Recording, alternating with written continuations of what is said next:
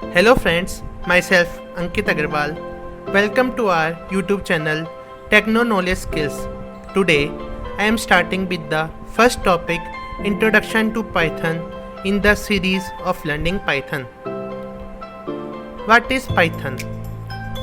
It is general purpose, interpreted, interactive, object oriented and high level programming language.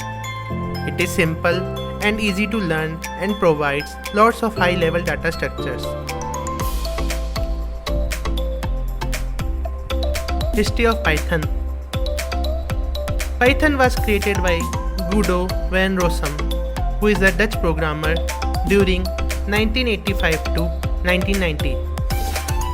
Features of Python. It is easy to code. In comparison of many languages, it is easy to code.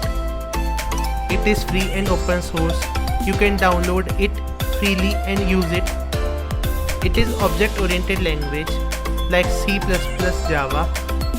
It supports graphical user interface programming. It is high-level language. Python is portable language. Python is integrated language. Applications of Python.